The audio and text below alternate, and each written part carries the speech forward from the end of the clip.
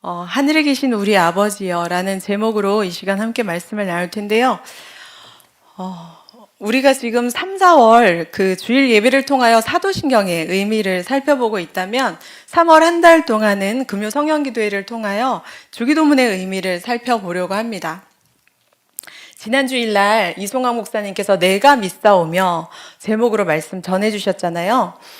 믿음은 믿음의 대상이 있고 믿음의 내용이 있다고 하셨어요. 지금 복습하는 거예요. 잘 들어보세요. 네, 근데 그 믿음의 대상이신 그 하나님이 여전히 우리를 다스리시는 창조주이시다. 네, 그리고 코로나19 상황 속에서도 전능자이시다. 그리고 언제 어느 때든 우리가 부를 수 있는 그야말로 아버지라는 이 믿음의 내용, 이 내용이 저에게는 아멘이 되는 거예요, 지난주에. 그래가지고 제가 또 혼자 또 막 감격을 했잖아요. 그러고는 결단에 기도할 때 또 혼자 울었다고 담임 목사님한테 야단을 들었는데, 하여간. 왜냐하면 저에게는 이것이 신앙 고백이 되기까지 그 믿음의 대상이신 그 하나님 존재 자체에 대해서는 제가 인정을 했지만 그분이 창조주요 전능자, 특별히 아버지라는 이 믿음의 내용을 받아들이기까지는 저에게는 너무나 긴 시간이 필요했었거든요. 태초에 하나님이 천지를 창조하시니라 라는 이 창세기 1장 1절 말씀에 대해서는 아멘 이렇게 되는 거죠. 그러나 장기화되어가는 이 코로나19로 인하여 영업을 못 하시는 분들, 심지어 폐업을 하시는 분들, 오랜 기도에도 불구하고 그 변하지 않는 이 남편의 이 불신은 어찌할 것이며, 또 투병 중인 자녀, 이 자녀가 병치레를 하는 것도 가슴 아픈데 또 재수술을 해야 되는 이러한 상황들, 이처럼 또 무언가 희망이 전혀 보이지 않는, 그래서 지금 희망의 이자율에서 보이지 않으니까 뭐에 투자를 해요? 다들 아시면서 왜 침묵하세요? 주식과 증권에 투자하는 오늘날의 이 경기 침체 가운데 이 복잡다단한 인생사를 보고 계신 그 하나님, 근데 분명히 보고 계신다, 내가 알고 있다 말씀하셨는데 제가 볼 때는 좀 그런 거죠. 약간 관망하시는 것 같은 거예요. 때로는 방관하시는 것 같은 거죠. 그러다 보니까 내 이름도 아신다고 하셨고 나의 모든 생각도 아신다고 하셨는데 어찌하여 우리의 고민거리가 해결되지 않으며 우리의 오랜 기도가 응답되지 않느냐, 이것이 사실은 늘 갖게 되는 삶의 그 난제라는 거예요. 인류의 난제를 그냥 뚝딱 하고 해결해 주시지 않는 그 하나님이 과연 전능하다 하실 수 있나 하는 생각이 드는 건 거죠. 하늘에 계시는 그야말로 천상의 그 존재이시기 때문에 부동산 정책이나 이 땅의 부동산 정책이나 아니면 자녀 양육의 문제, 특히 자녀의 그 학업의 문제, 혹은 최첨단의 그 인공지능 시스템에 관해서는 믿을 만하지 않다는 생각이 드는 건 거죠. 누가? 하나님이요. 그러다 보니까 분야별로 그 전문가를 찾게 되는 우리의 모습을 발견하곤 합니다. 그런데 여러분, 주기도문을 통해서도 믿음의 대상이 누구고 믿음의 내용이 무엇인지 우리가 발견할 수 있다는 거예요. 예수님께서는 산상수훈 중에 외식하는 자처럼 구제하지 말고 은밀하게 구제할 것을 말씀하신 이후에 이 기도에 관한 이야기를 하셨어요. 근데 기도할 때 어떻게 하라고요? 외식하는 자들처럼 하지 말래요. 그럼 여기서 외식은 어떤 걸까요? 사람들에게 보여주려고 회당이나 큰 길거리 모퉁이에 서서 기도하는 사람들이 당시에 있었나 봐요. 그리고 빈말을 되풀이하는 자들이 있었던 거죠. 그야말로 중언부언하는 자들이 있었는데 그렇게 하지 말라 하시면서 뭐라고 권면을 하셨느냐? 골방에 들어가 은밀한 중에 계시는 우리의 아버지께 기도하라라고 하는 거예요. 어디에 들어가라고요? 골방이요. 왜요? 하나님이 은밀한 중에 계시대요.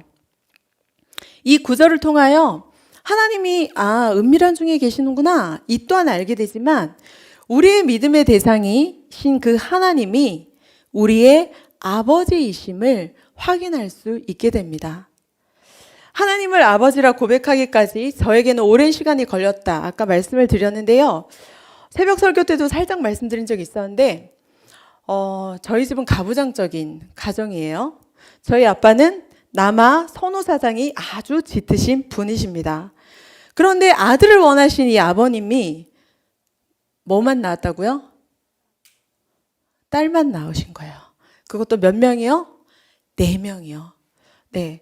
안타깝게도 이 딸 4명을 낳기 전후로 낳으셨는데 유산된 그 아이는 뭐였을까요? 성별이 아들이었어요. 얼마나 저희 아버지가 안타까우셨겠어요. 원하셨던 아들은 위아래로 유산을 당하고 그닥 원하지 않는 딸 4명이 줄줄줄줄 태어난 거예요.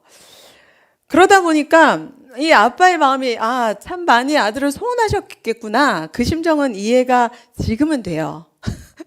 근데 초등학교 들어가기 전으로 제가 기억이 되는데요. 사실 제가 기억한다기보다 전에 들었어요. 도시에 살다가 저희가 시골로 이사를 가는데 당시에 기차로 이사를 한 거죠.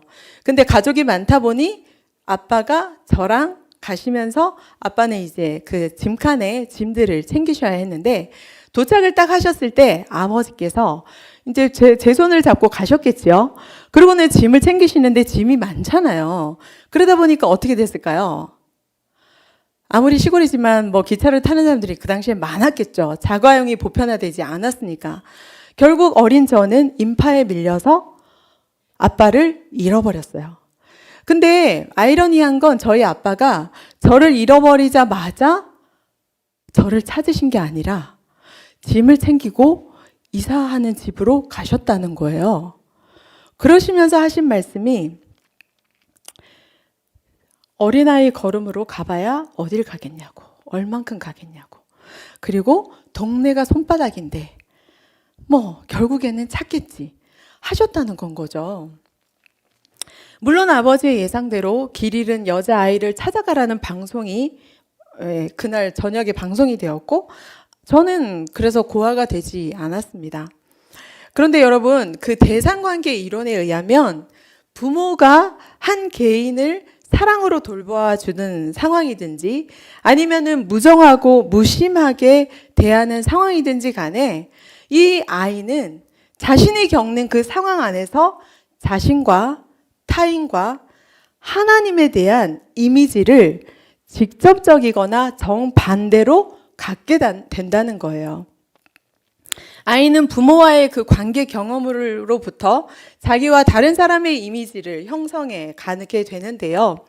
그렇기 때문에 이 아이가 제도적인 종교를 접하기 이전에 대부분 그 아이가 5세나 6세 되기 전이래요. 5세나 6세 되기 전에 이미 신에 대한 표상을 갖게 된다고 합니다. 물론 하나님에 대한 개인적인 이미지를 형성하게 되고 재형성하게 되는 그 생애 주기, 그게 반복이 되기는 해요.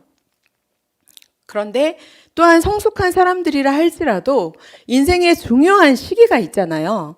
근데 그 시기마다 자신의 그 유년 시절의 하나님을 다시 만나게 되기도 하고 그로 인해서 하나님에 대한 이미지가 재형성되기도 한다고 합니다. 육아 중에 저에게도 감사하게 그 기회가, 그 과정이 찾아왔어요.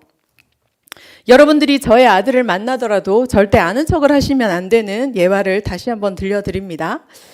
네, 유찬이가 어린 시절 한 5, 6세로 기억이 되는데 엄마가 힘드시면 저를 고아원에 보내셔도 돼요 하고 저한테 얘기한 적이 있었어요. 아주 자기 반성적인 고백이라고 할 수 있죠. 근데 그때 제가 뭐라고 대답을 했냐면 유찬아, 너가 징징거리고 발을 동동 구르는 거, 이건 엄마가 좀 안타깝고 마음이 아파.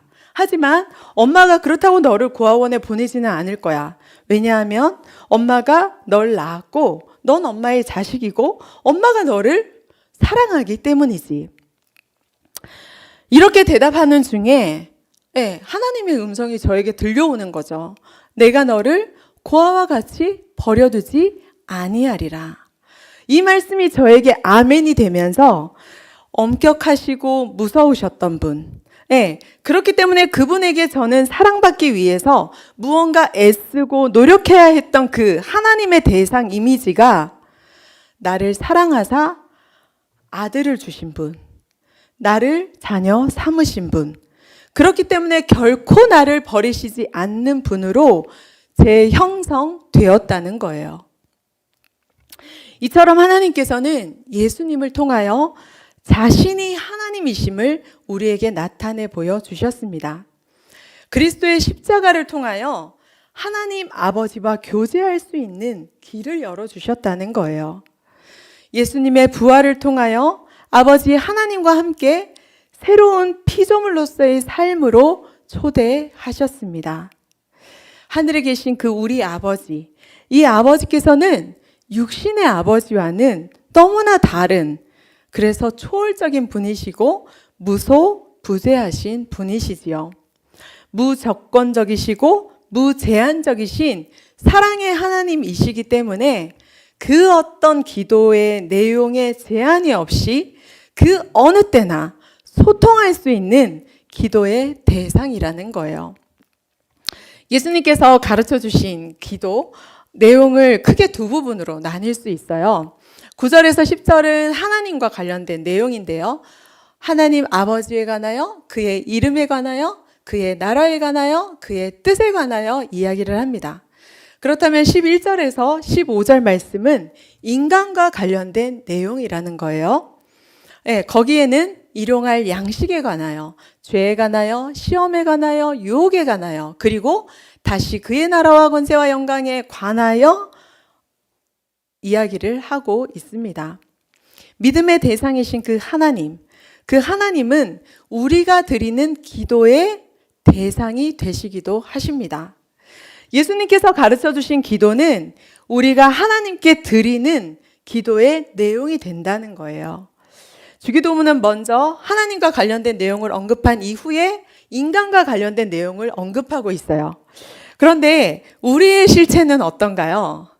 예수님은 이렇게 기도하라 하시면서 하나님에 관련된 이야기, 우리 인간과 관련된 이야기를 하시는데 우리는 하나님과 관련된 기도를 먼저 하기보다 어때요?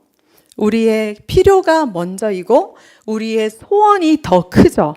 네, 우리의 간구가 더 많은 비중을 기도에 차지하고 있습니다. 과거에 기초신앙교육을 하는데 한 성도님께서 질문을 하셨어요.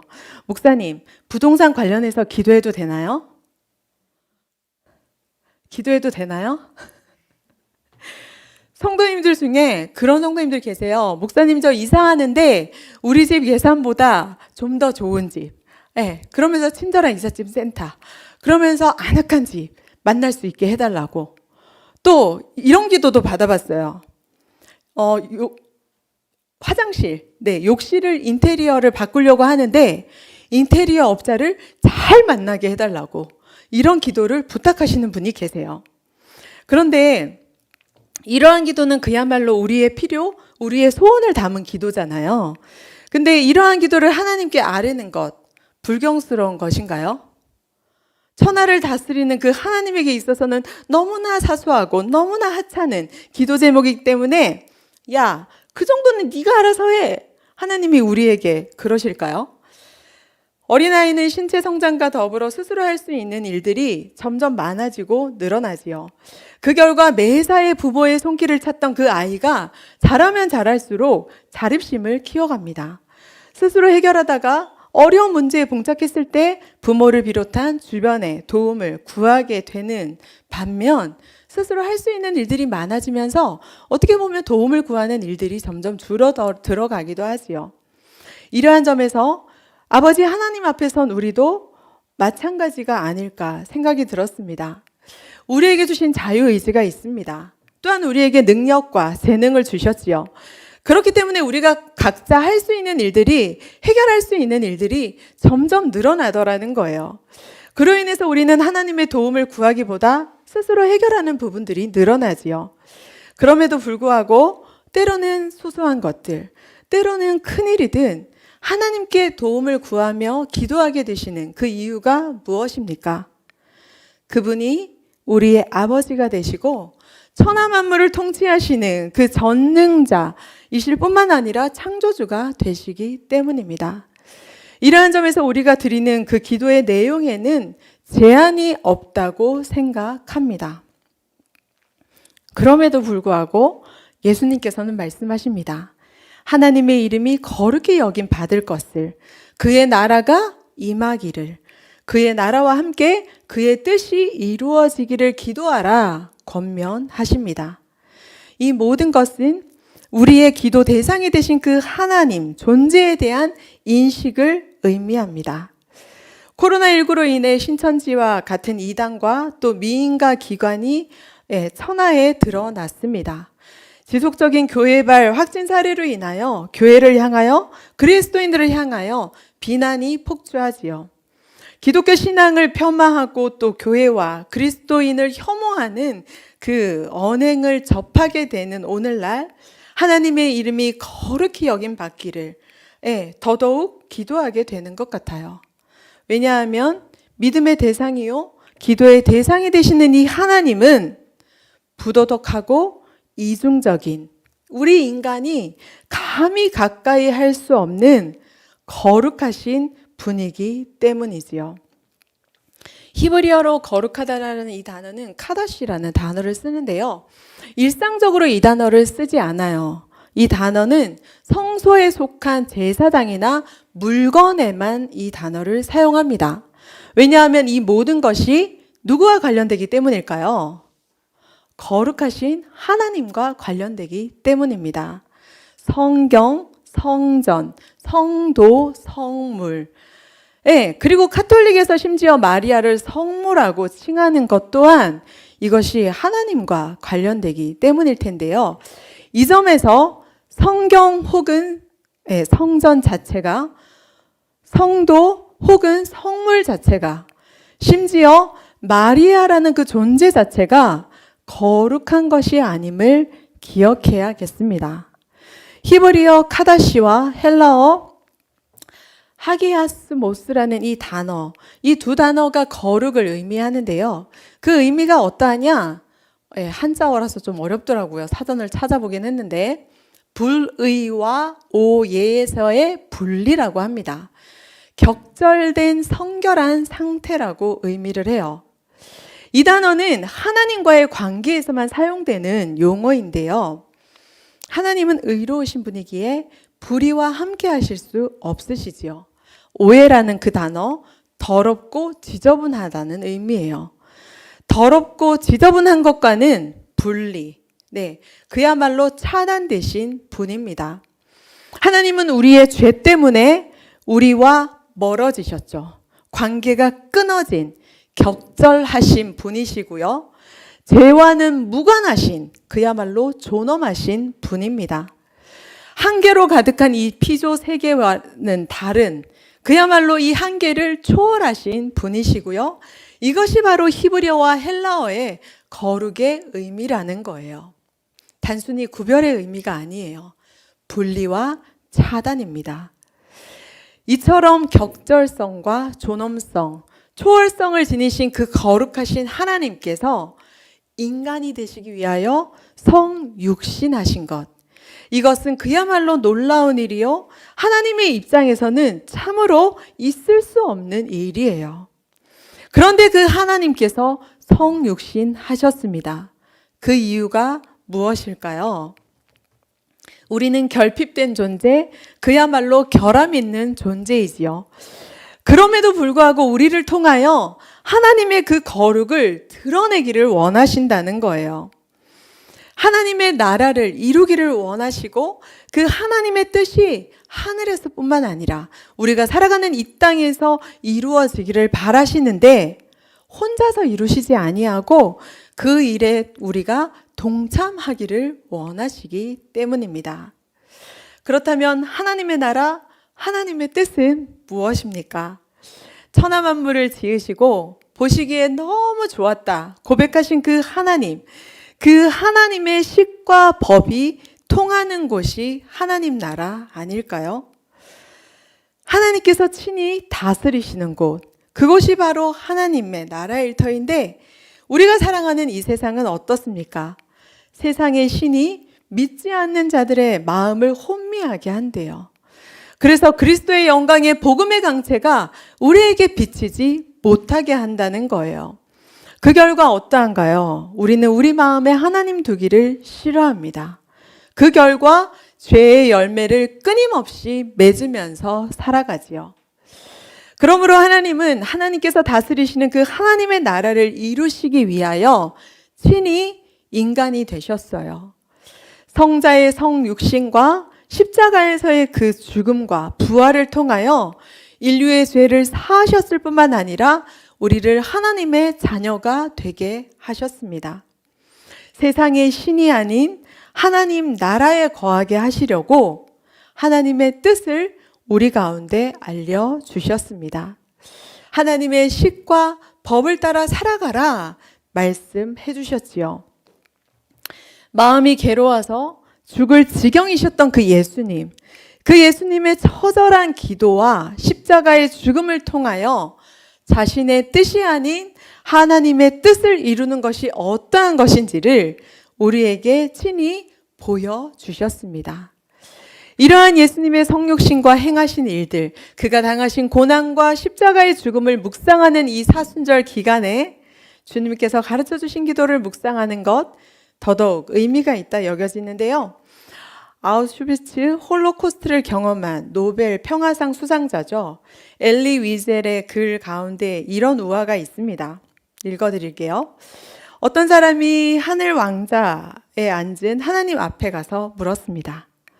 사람 노릇과 하나님 노릇 중에 어느 편이 더 힘들다고 생각하십니까? 그러자 하나님이 말씀하시네요. 하나님 노릇이 더 힘들지. 나는 온 우주와 은하계와 별들까지 신경 써야 한단다.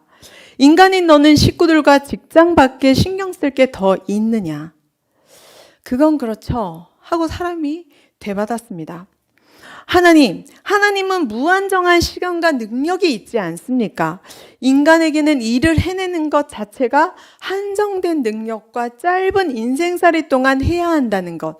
그게 바로 힘이 듭니다. 라고 알기를 한 거죠. 그러자 하나님이 대답하시네요.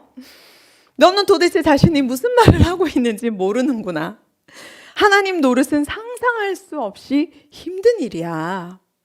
그러자 또 인간이 반문해요. 하나님은 어떻게 그렇게 자신 있게 말씀하실 수 있습니까?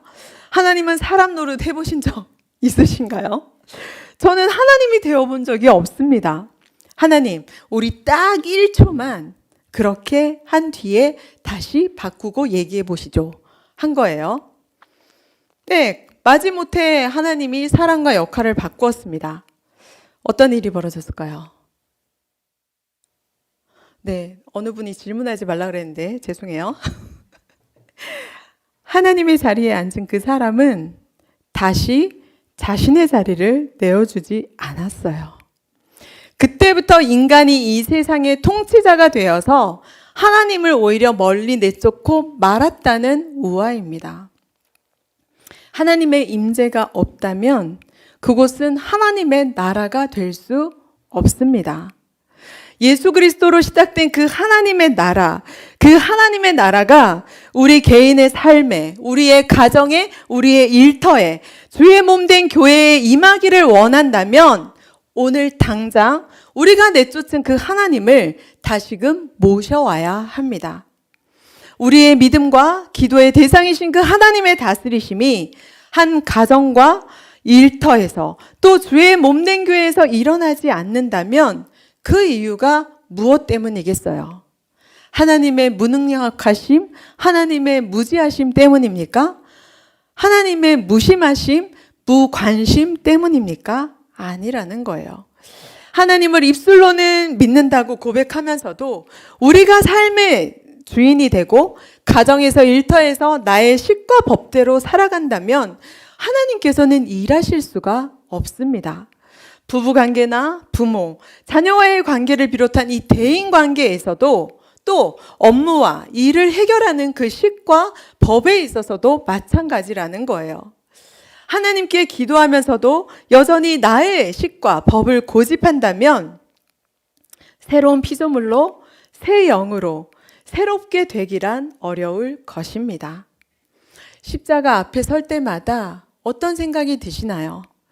나의 죄를 깨닫게 되기에 타인을 정죄할 자격이 우리에게 없지요.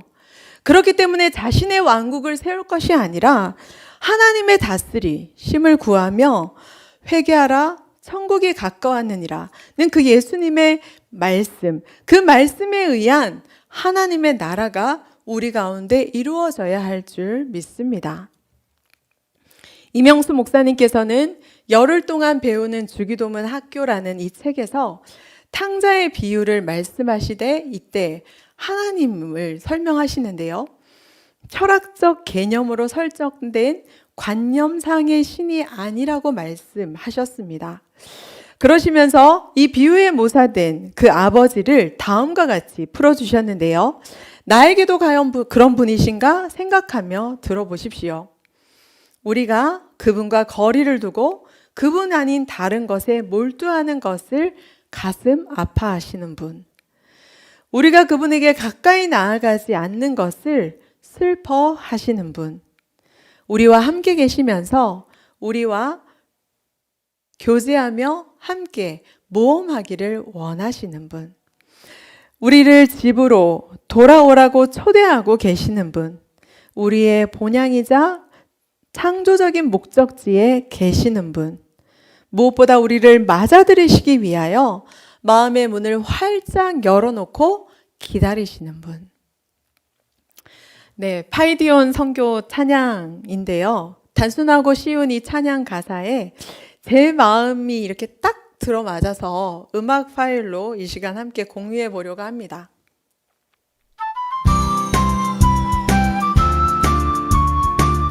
가사도 혹시 아래 뜨나요?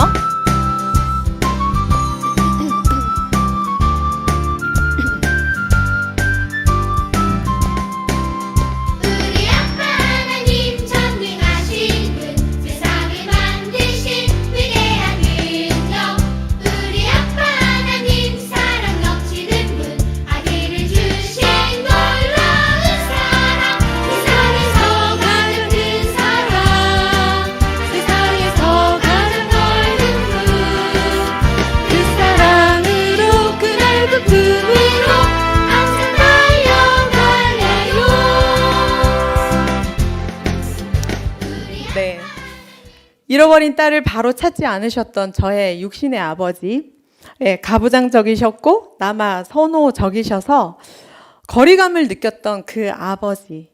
근데 그 육신의 아버지를 제가 알아가고 헤아리기까지는 긴 시간이 필요했습니다. 하나님을 아버지로 고백하게 되면서 이 육신의 아버지에 대한 이해가 가능해졌고 또 육신의 아버지가 헤아려지면서 하나님에 대한 표상도 바뀌게 되었습니다. 과거 저는 벌이 무서웠어요. 하나님이 내리시는 그 벌이 무서워서 또 심판이 두려워서 죄를 짓고도 죄책감에 사로잡혀 예수의 이름으로 회개하지 못했어요. 하나님 앞에 나아가지 못했어요. 그런데 제가 자녀를 낳고 양육을 하다 보니까 언제나 마음 문을 활짝 열어놓고 환대하시는 그 하나님을 제가 알겠더라고요. 있는 모습 그대로 또 제가 살던 모습 그대로를 그냥 끌어안아 주시는구나. 내가 그러한 어머니, 그러한 남편이 우리 자녀에게 되어주었으면 좋겠다 하는 그 희망과 함께 아버지 하나님이 어떤 분이신지 그 표상을 제가 정립하게 된 것입니다. 하늘에 계신 하나님이 나의 아버지, 우리의 아버지 되심을 고백하게 되면서 하나님과 그 마음에 거리를 두고 가까이 하지 않았던 것을 회개하게 됐어요. 제가 다른 것에 몰두를 하다 보니 하나님을 찾지 않았던 것을 후회하게 된 거죠. 그러면서 우리 하나님 얼마나 섭섭하셨을까? 얼마나 또 답답하셨을까? 그냥 나한테 달려오기만 하면 되는데 왜 혼자서 징징거리고 울면서 발을 동동 구르고 있을까? 그 마음이 알겠는 거죠. 그리고 무엇보다 죄를 얼마나 싫어하시는지, 죄를 얼마나 미워하시는지 그것을 알게 되었습니다. 얼마나 종교적으로 외식하면서 기도했는지, 또 제가 하나님의 뜻을 운운하면서도 결국에는 저의 뜻을 구했구나. 그리고 제 삶이 천국처럼 환상적이기를 희망했던 이것. 근데 알고 봤더니 이것은 나의 식과 법으로 이루어지는 나의 나라, 나의 왕국을 꿈꾼 것이구나 깨닫게 되었습니다. 하나님께서는 우리가 구하기 전에 우리에게 있어야 할 것을 모두 알고 계십니다. 그럼에도 불구하고 하늘에 계신 그 아버지께서 우리의 목소리로 기도하기를 바라시는 것은 자녀된 우리와 인격적으로 교제하고 싶으시기 때문이지요. 예수님을 통하여 기도를 가르쳐 주신 것은 나의 뜻이 아닌 아버지의 뜻대로 기도하기를 바라시기 때문입니다. 우리를 사랑하시며 있는 모습 그대로 나오시기를 바라기 때문이지요. 하늘에 계신 우리 아버지께 기도하시되 우리가 어디를 가든지 떠나지 않으시고 때로는 흐르는 눈물까지도 닦아주시는 그 아버지이심을 기억하십시오. 우리의 모든 생각과 간구를 들으실 뿐만 아니라 하나님의 때에 하나님의 방법으로 하나님의 뜻을 이루어 가시는 그 아버지이심을 기억합시다. 언제나 부를 수 있고 어느 때나 달려갈 수 있는 그 믿음의 대상이요, 기도의 대상이신 그 아버지 하나님과 날마다 매 순간마다 소통하며 교제하시는 사순절 기간 되시기를 간절히 축원합니다.